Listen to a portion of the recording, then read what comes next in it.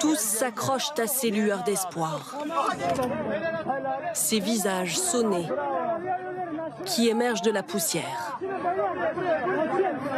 Pour sauver un maximum de vies, les sauveteurs risquent la leur à tout moment.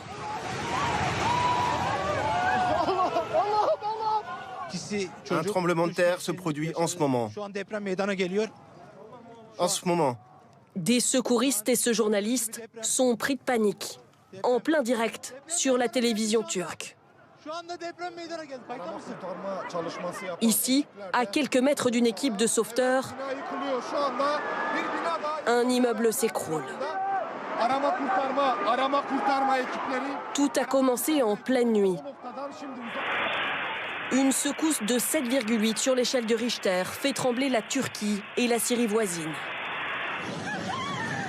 Depuis, les répliques s'enchaînent. Et les immeubles fragilisés s'effondrent. Nous avons pu joindre une habitante de Gaziantep, rescapée. Nous ne savons pas quoi faire. On est juste dans la voiture et on attend. Je ne souhaite à personne de vivre ça. Son oncle nous transmet ces images de Gaziantep. Il a pu sauver ses 3 enfants. Je les ai mis sous la table, mais c'était si violent qu'on est sorti en 2 minutes. Comme beaucoup d'habitants, il ne se sent plus en sécurité. Je vais tous les emmener, loin d'ici. Tahir a choisi, lui, de rester. Il nous montre ce camp de fortune qu'il aide à monter pour les sinistrés. Le séisme ne s'arrête pas. Ça reprend tout le temps. Je ne veux pas rentrer chez moi, je ne veux pas mourir pendant que je dors. De l'autre côté de la frontière, en Syrie, même scène de chaos. Dans cet hôpital bondé, ce père de famille est soigné avec ses 3 fils et sa femme. Notre immeuble compte 4 étages. Personne n'a survécu, à part notre famille, grâce à Dieu. Une catastrophe dans la région d'Idlib. Des centaines de familles sont encore sous les décombres. Et vous allez le découvrir en direct sur ces images qui nous parviennent de la ville turque de Diyarbakır, peuplée de 2 millions d'habitants. Les sauveteurs tentent d'extraire des survivants des décombres dans des températures glaciales. La nuit est tombée, bien sûr. Pourquoi cette région est-elle régulièrement touchée par des tremblements de terre ? Pourquoi le séisme de la nuit dernière a-t-il été aussi dévastateur ? Explication d'Henri Dreyfus et Jean-François Joanne.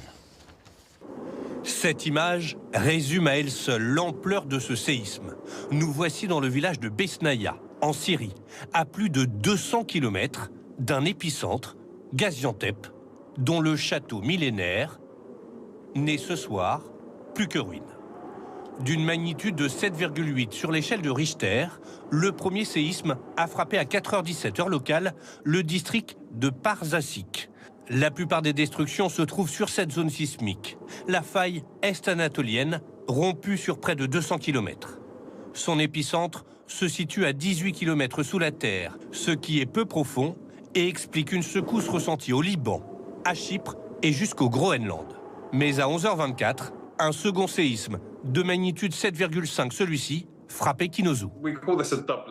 Nous appelons ça un doublet. Il s'agit de 2 tremblements de terre de magnitude comparable, mais ne se produisant ni au même endroit, ni au même moment. Des répliques par centaines vont se multiplier inéluctablement dans plusieurs villes à forte densité. Chacune d'elles risque de détruire des immeubles vétustes et déjà fragilisés.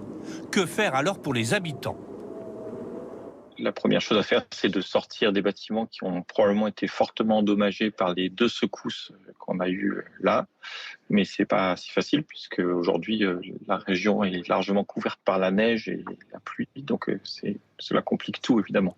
130 secouristes de la sécurité civile quittent ce soir la France pour prêter main forte. Mais une autre menace guette la Turquie. Depuis plusieurs années, les sismologues craignent qu'un séisme extrêmement puissant frappe la région d'Istanbul, la plus peuplée du pays, avec des conséquences bien pires encore.